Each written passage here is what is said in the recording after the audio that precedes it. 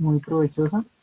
Entonces, tenemos que como condiciones generales de las lesiones del plexo braquial se dan en personas que están expuestas al trauma. Eso se ve muy habitualmente en personas jóvenes, en adolescentes de los 16 años, a los adultos de 35 años, que son las personas más expuestas al trauma. Plantean numerosos problemas de secuelas neurológicas por el tipo de las lesiones. Los mecanismos de trauma frecuentes tenemos los accidentes de motocicleta, en los cuales hay una extensión del cuello con una extensión del brazo, lo cual ocasiona una extensión de las fibrillas que componen al plexo braquial. Tenemos otros tipos de lesiones, como las lesiones deportivas, los accidentes de trabajo y las heridas por diferentes objetos, cristales, armas blancas y objetos de punta roma. Bueno, si bien esta charla no tiene como objetivo ser una clase de anatomía, pero sí necesitamos tener una contextualización anatómica acerca de la anatomía del plexo braquial. Entonces tenemos que el plexo braquial va a ser originario de las raíces anteriores de los nervios espinales de C5 a T1. Esto con el fin de dar inervación a todo el miembro superior, compuesto por el hombro, el brazo, el antebrazo y la mano. Hay personas que el plexo braquial va a empezar a formarse en C4. Eso lo vamos a denominar un plexo braquial prefijado. Y otras personas que va a terminar la formación del plexo braquial a la altura de P2, que lo vamos a llamar un plexo braquial postfijado. A su vez que el plexo braquial va descendiendo por el miembro superior, va a tener una serie de ramificaciones. Y estas ramificaciones van a tener unas estructuras relativamente fácil de analizar dependiendo de la anatomía. Las primeras subdivisiones van a ser las raíces. Las raíces se dan producto de los nervios espinales anteriores. Los nervios espinales pues van a tener una división, una posterior y una anterior. La posterior se me va a ir para inervar regiones de la espalda y de la nuca, y las anteriores me van a formar el plexo braquial como tal. La unión de las raicillas de C5 y C6 me va a dar la formación de los troncos, del tronco superior, que es la segunda estación del plexo braquial. Este tronco superior va a presentar unas divisiones anteriores y unas posteriores, ¿vale? Que ya más adelante los mencionaremos. Cabe recalcar que la formación de los troncos se da a la altura de los escalenos, entre el escaleno anterior y el escaleno medio. Es importante saber esto porque en procesos hipertróficos estos escalenos aumentan su tamaño y me van a causar una compresión del plexo braquial a esta altura, lo cual lo podemos valorar con la maniobra de Adson, que más adelante será explicada. Después, la unión de la raíz me va a la unión de la raíz C7 por sí sola me va a originar el tronco medio, y la unión de C8 y T1 me va a dar la formación del tronco inferior. Bueno, estos tres troncos son importantes porque están situados supraclavicularmente. De ahí hacia abajo encontramos una estructuras netamente infraclaviculares, ¿vale?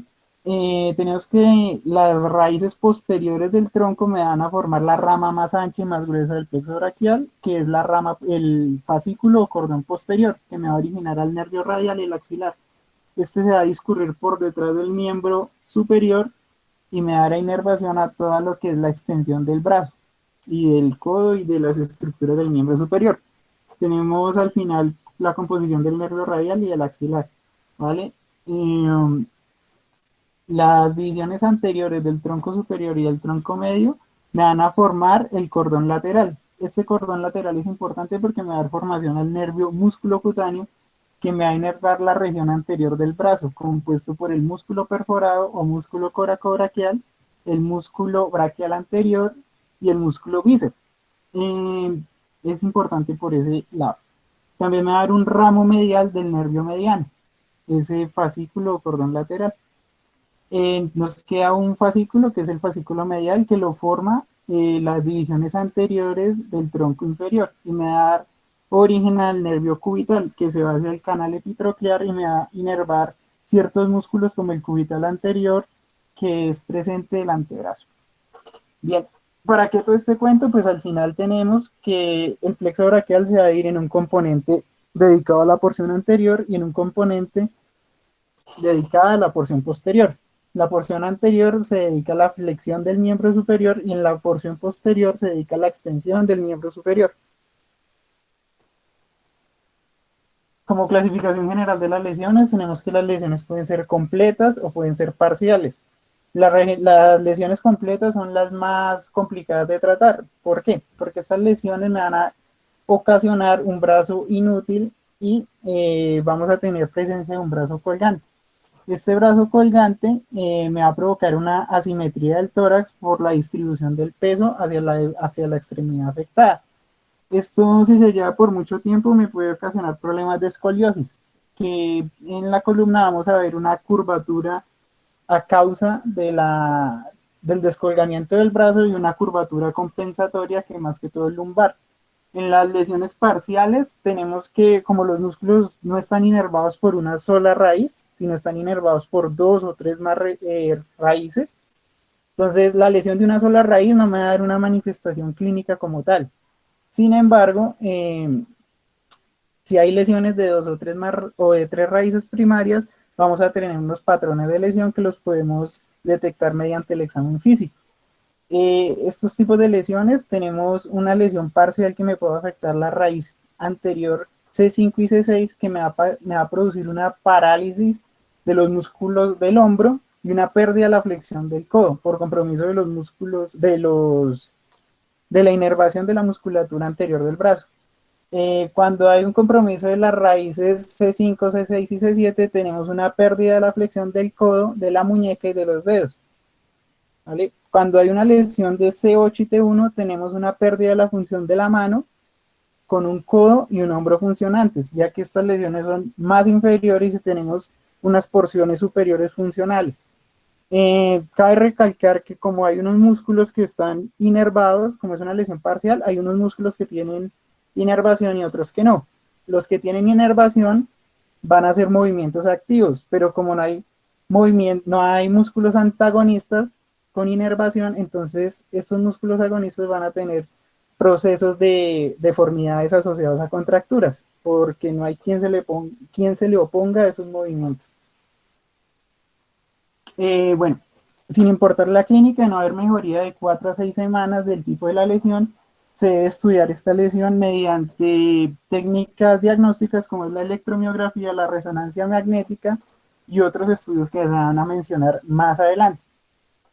Tenemos en cuenta que tenemos que estudiar la lesión para poder llegar a un diagnóstico objetivo y intervenir con un manejo quirúrgico de ser necesario antes de los 6 meses, ya que iniciar un tratamiento quirúrgico después de los 6 meses no va a tener un impacto en la calidad de vida del paciente. Dentro de la etiología y clasificación de las lesiones tenemos principalmente 4 tipos. Una va a ser las lesiones abiertas del plexo braquial, que van a ser dadas por objetos romos o por objetos cortantes tipo cuchillos o cristales. Segundo, vamos a tener las lesiones cerradas del plexo braquial, que son asociadas a tracción, en donde las lesiones supraclaviculares corresponden al 75% de las lesiones y me comprometen las raíces y los troncos, ya que, como antes lo habíamos mencionado, las estructuras supraclaviculares desde los troncos hacia arriba. En un 25% de las lesiones tenemos las lesiones infraclaviculares y las mixtas, en un 10 a un 15%. Tenemos también las parálisis posanestésicas, ya que cuando se hacen reducciones o cirugías en el miembro superior, la anestesia local o las inducciones anestésicas generales me pueden conllevar a procesos de lesión en el plexo braquial. Otro tipo de lesión también son las lesiones post-irradiación del plexo braquial, sobre todo en las radioterapias para el cáncer de mama.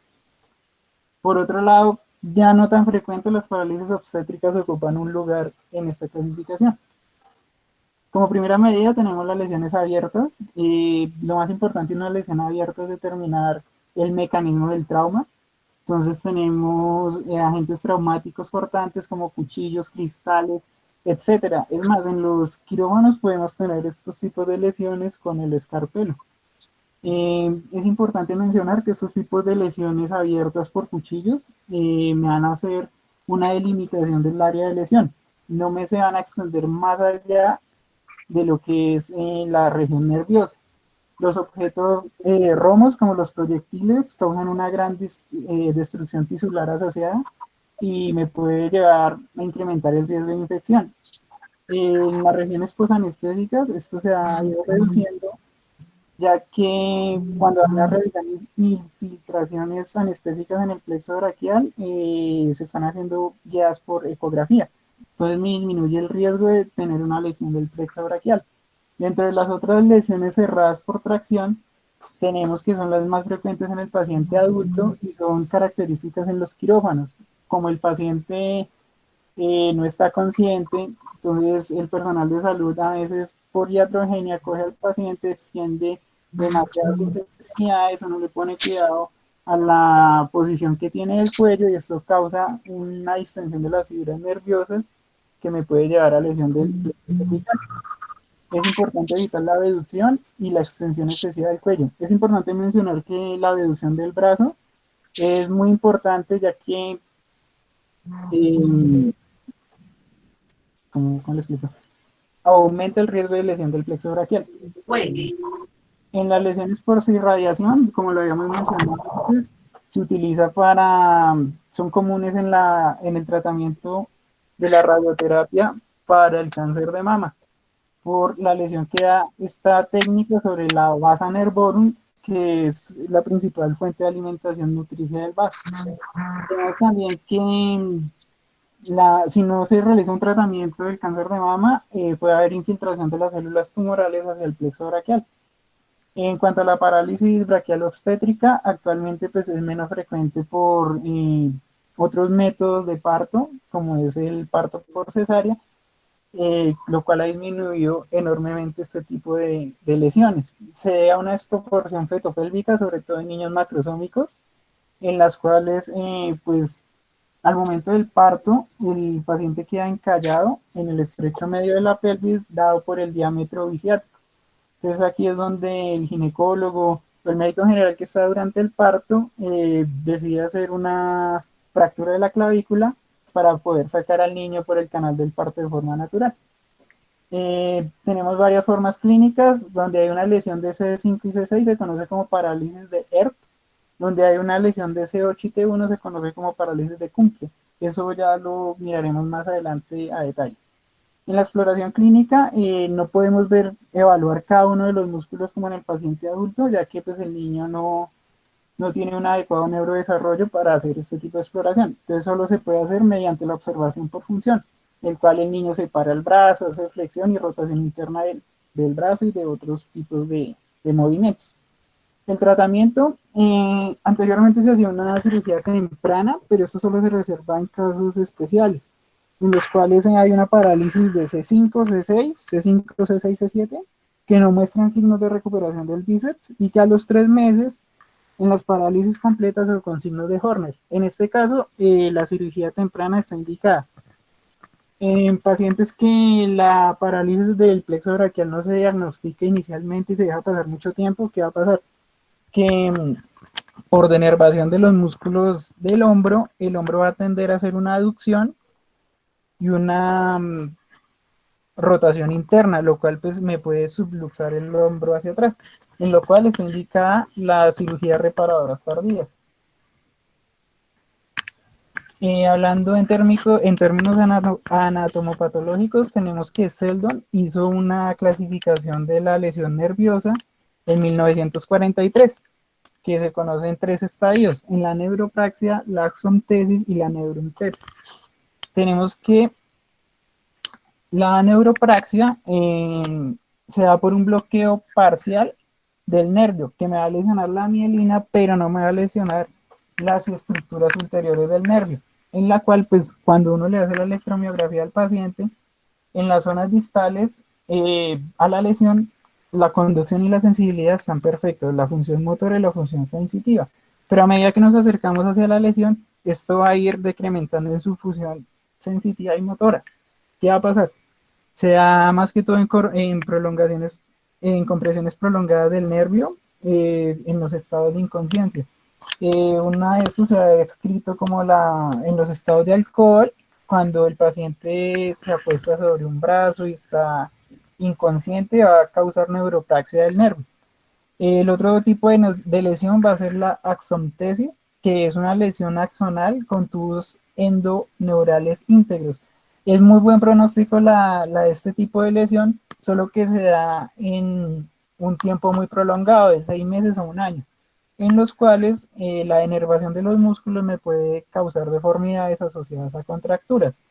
En la neurontesis es el estado más avanzado de lesión nerviosa, en la cual hay una sección completa del nervio y destrucción de sus fibras ulteriores completas. En este caso, el tratamiento quirúrgico es inminente.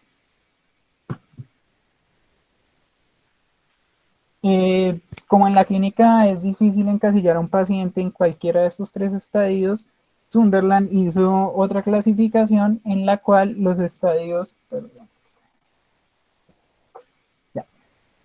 Sunderland hizo una clasificación más detallada de la neurontesis. Los estadios 1 y 2 de Sunderland son los mismos que los de Sendon, en donde el 1 hace referencia a la neuropraxia y donde el 2 hace referencia a la axontesis.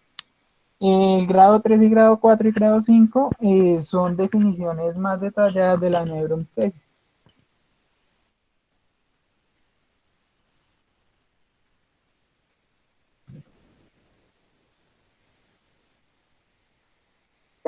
El grado 3 prevé una pérdida de la conductualidad axonal y del endoneuro con un peroneuro íntegro, el cual puede asociar sangrado e isquemia, que me facilita la fibrosis del nervio comprometido. En el grado 4 hay una pérdida de la integridad del perineuro y en el grado 5 hay una pérdida total de las lesiones de las estructuras nerviosas. El mecanismo de las lesiones cerradas son de dos tipos, uno periférico y uno central.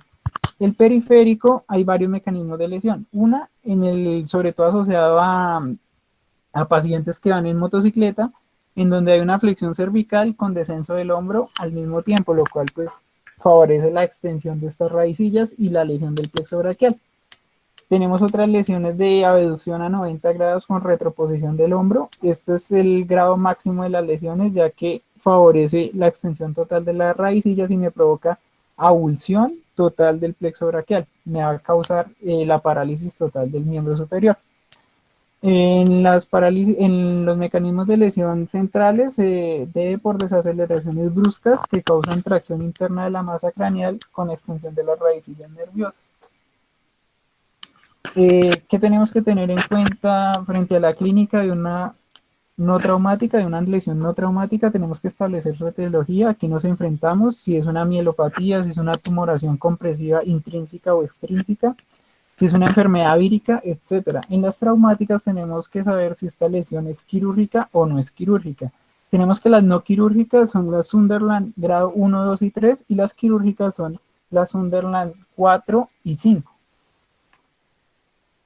Las formas clínicas según el nivel de lesión, tenemos que su primer estadio vamos a tener las lesiones por avulsión de las raicillas o por lesión de los troncos primarios.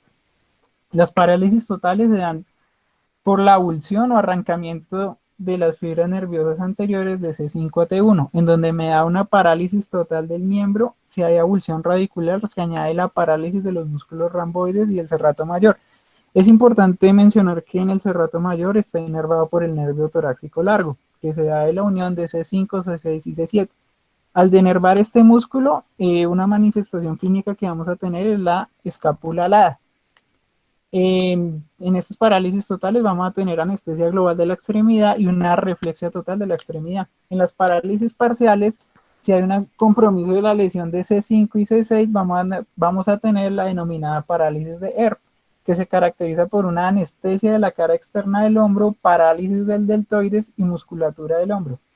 Hay una pérdida del reflejo bicipital. En la parálisis de REMAC, como hay una lesión de C7 y del tronco medio, vamos a tener la pérdida de la movilidad de los músculos extensores del miembro superior. En este caso, como el miembro superior posterior está inervado principalmente por el radial, vamos a tener limitación de la extensión del miembro superior.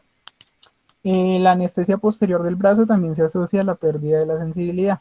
En la parálisis, que es sumamente rara, que es la parálisis inferior de Kumste, tenemos una lesión de C8 y T1 y una parálisis de la musculatura flexora de la mano y una anestesia del borde interno del brazo, dado por el nervio mediano. Es importante mencionar que siempre que haya una avulsión o una lesión de T1, podemos asociar esa lesión al simpático cervical, que es el que me va a ocasionar el síndrome de Horner.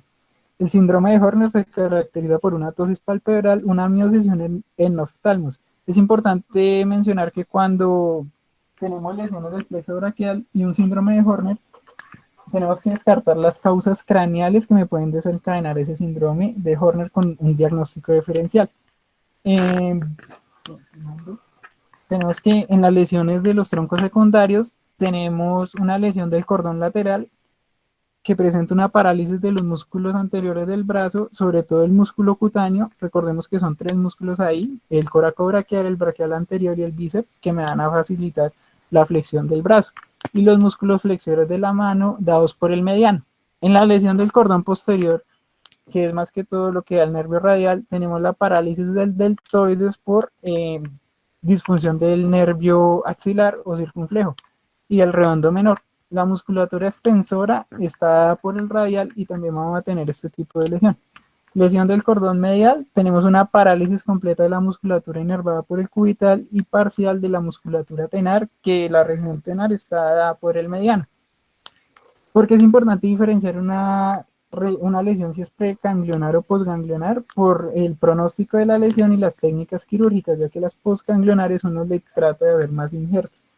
¿Qué tenemos que tener en cuenta? 3 cosas. En las lesiones motoras tenemos que mirar que si hay una parálisis del serrato mayor, como lo denominamos antes como escápula alada, sospechar de una región preganglionar de C5 y C6. Parálisis del romboides, una lesión preganglionar de C5 y ya no más. En los estados vegetativos como el síndrome de Horner que mencionábamos antes, sí o sí implica una lesión preganglionar de T1. En los sensitivos tenemos el signo de Tinel que presume una lesión postganglionar. El signo de Tinel se da para hacerle seguimiento a la lesión del túnel del carpo, pero en las lesiones de plexo braquial también está presente. La prueba de Addison que mencionábamos antes, ya que la formación de los troncos se da entre el escaleno anterior y el escaleno medio, podemos sospecharlo mediante la prueba de Addison, en la cual yo le pido al paciente que por favor extienda el miembro superior y yo le voy a tomar el pulso radial. En ese momento yo le digo que por favor gire su cabeza hacia el miembro afectado y tome aire de forma sostenida. Si hay un colapso de la arteria subclavia, que es la que pasa por ahí, va a haber una disminución del plexo braquial. Entonces, lo cual hago inferencia de que los troncos están siendo comprimidos por el escaleno, que están hipertrofiados. La escápula alada también es un signo patognomónico de una lesión del serrato que se da por una denervación de C5, C6 y C7, que son las raíces que me van a formar el nervio torácico largo. El síndrome de Horner, característico en la lesión de T1. Tenemos también una ptosis palpebral que está por la parálisis del músculo tarsal por lesión del simpático cervical. El tratamiento, tenemos que tener en cuenta que pueden haber signos de recuperación espontánea, en los cuales invita al personal médico a no realizar un manejo quirúrgico, sino seguir un seguimiento con una electromiografía al mes y fisioterapia continua. Esto con el fin de darle chance de no hacer una intervención quirúrgica. El tratamiento médico se fundamenta en 3 pilares: la fisioterapia, el manejo fisioterapéutico con movimientos activos y pasivos según el tipo de lesión. El manejo del dolor principalmente está dado a que el paciente retome sus actividades habituales en el trabajo, el estudio. Sin embargo, también el tratamiento farmacológico se debe suministrar a pacientes seleccionados. Y el tratamiento psicológico, ya que pues en ocasiones puedo perder la extremidad producto de la denervación. El tratamiento de las lesiones abiertas, tenemos que es un tratamiento menos cruento en lesiones cortantes, tipo cristales y cuchillos, ya que se puede favorecer el tratamiento de suturas terminoterminales. En el caso de agentes traumáticos romos como son las heridas de arma de fuego, tenemos que dar un gran riesgo de sepsis y afectación tisular, por lo cual es importante estabilizar el esqueleto y restablecer la circulación sanguínea con un colgaje cutáneo o miocutáneo temprano, con el fin de preservar estas estructuras. El control de daños de los nervios afectados se puede dar con injertos.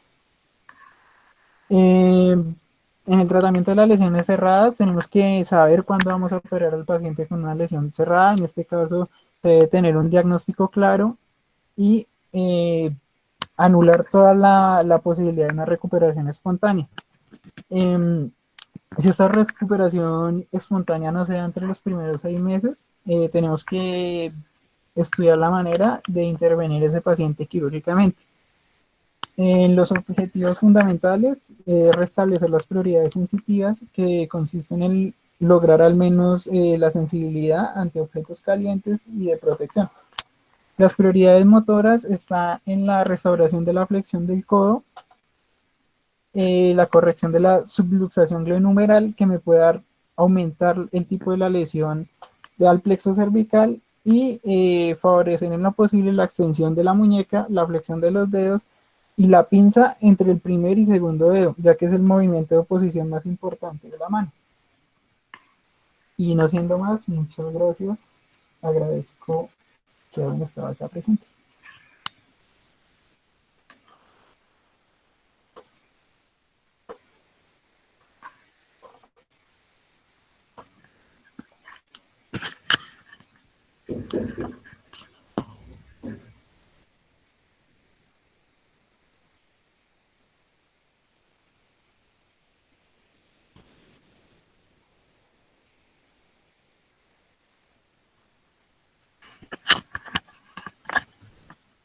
Bien, Daniel, muchas gracias. Muy enfocado, corto, lo que queríamos, que no fuera tan ladrilludo. Estuvo muy bien y muy entendible. Muchas gracias.